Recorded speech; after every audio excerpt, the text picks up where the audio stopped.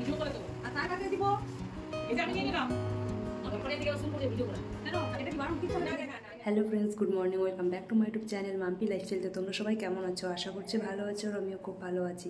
তো তোমরা দেখতে পাচ্ছ আমি রেডি হয়ে গেছি। তো আমি কোথায় যাচ্ছি না যাচ্ছি সমস্ত এই ব্লগে দেখতে পাবে। তো ভিডিওটাকে স্কিপ করবে না, প্রথম থেকে লাস্ট অবধি দেখো। তো তোমরা এদিকে দেখতে পাচ্ছ আমি বেরিয়ে পড়েছি, এখন হাঁটছি। তো তোমরা ভিডিওটা দেখো। আর ওই যে সামনে দেখতে পাচ্ছ বাজার, এখানে প্রত্যেকদিন সকালবেলা করে বাজার বসে, আর শাক সবজিটা আমি এখান থেকে কিনে নিই। এইদিকে আমি টোটোয় উঠে পড়েছি। এবার যাব আমি বাস স্ট্যান্ডে, পাবলিক বাস স্ট্যান্ডে। তারপরে ওখান থেকে আমি লক্ষণীয়ার গাড়ি ধরে লক্ষণীয়া এসিতে যাব।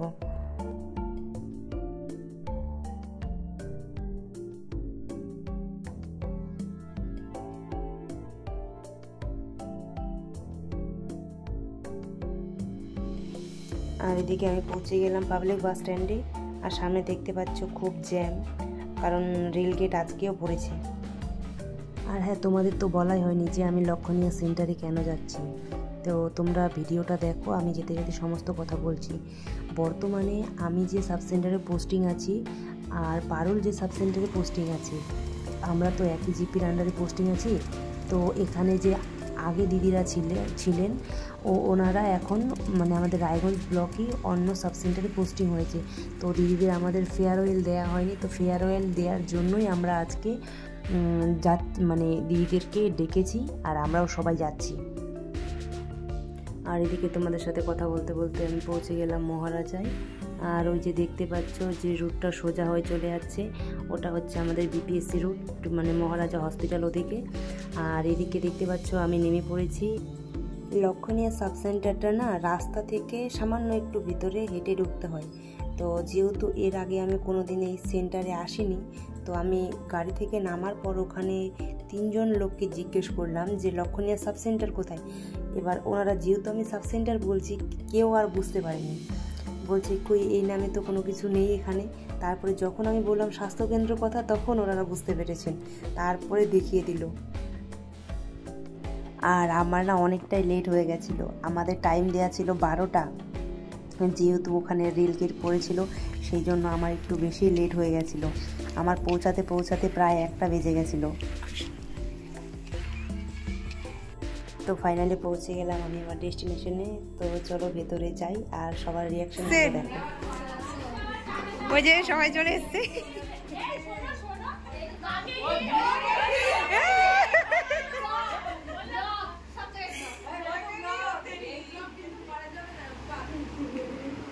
সবাইকে দেখাই। হয় হয় হয়,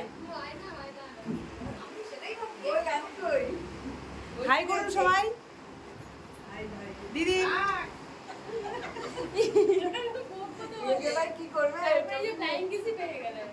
ওই যে দেখতে পাচ্ছ আমরা সবাই মিলে বেলুন ফোলাচ্ছি। আর এদিকে আমার সিভিল দিদি আসলো, আমি তো লেট করে গেছি আর দিদি আবার আরো লেট।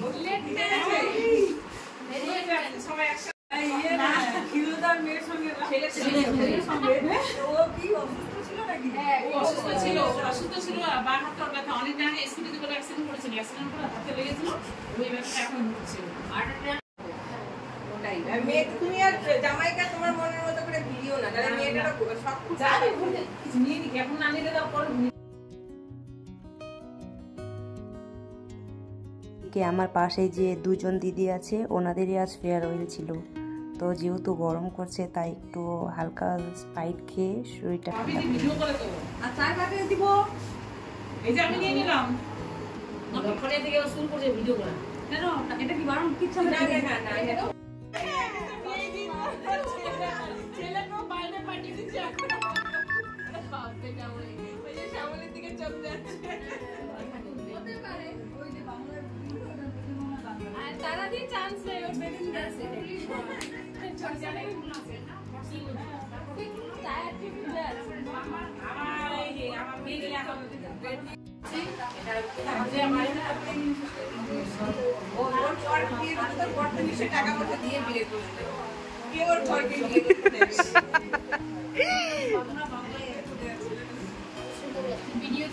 দিদিকে আমি দেখতে পাচ্ছি না। দিদি এদিকে তাকান না, লীনা দি এদিকে তাকান না একটু। আর ওই যে এখন যে দাঁড়িয়ে কথা বলছে এটা ছিল লক্ষণীয় এসে দিদি। এই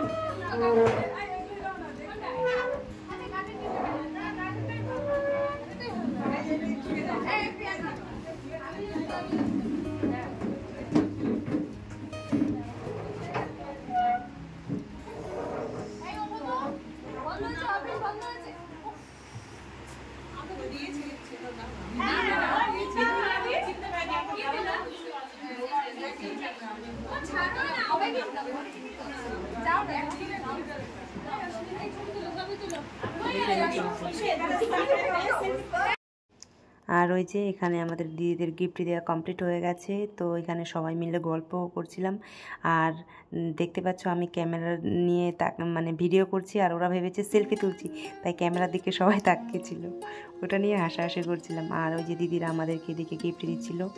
আর যে দিদিটা চুড়িদার পরে আছে ওই দিদিটা ছিল আমার সেন্টারে, আর শাড়ি পরে যে দিদিটা আছে ওই দিদিটা ছিল পারুলের সেন্টারে।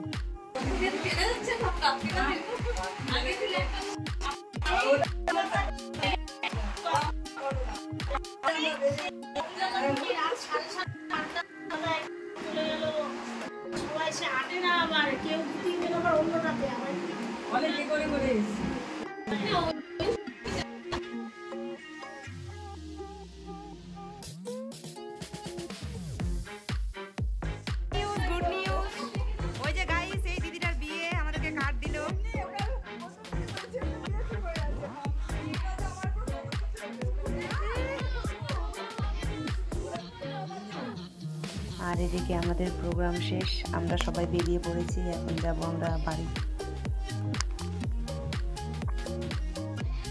তাই সবাই লাস্টবারের মতো গল্প করে নিচ্ছিল। আর সেন্টারটা কিন্তু খুব সুন্দর জায়গায় আছে, মানে সেন্টারের পাশেই কিন্তু একটা বড় মাঠ আছে, ওই যে দেখতে পাচ্ছ মাঠটা, এখানে সবসময় ছেলেপেলেগুলো খেলছে। আর আমরা ওইদিকে বেরিয়ে পড়লাম। আর ওই যে আমার সেকেন্ড এনএম দিদি যাচ্ছে।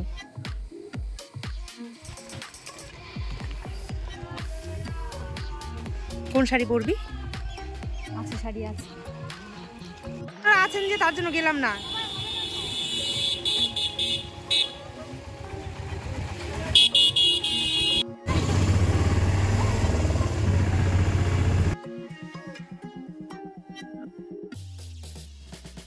তো ফাইনালি আমি রুমে পৌঁছে গেলাম। তো তোমাদের আজকের ভিডিওটা কেমন লাগলো অবশ্যই কমেন্ট করে জানাবে, আর ভালো লাগলে লাইক কমেন্ট আর চ্যানেলটিকে সাবস্ক্রাইব করবে।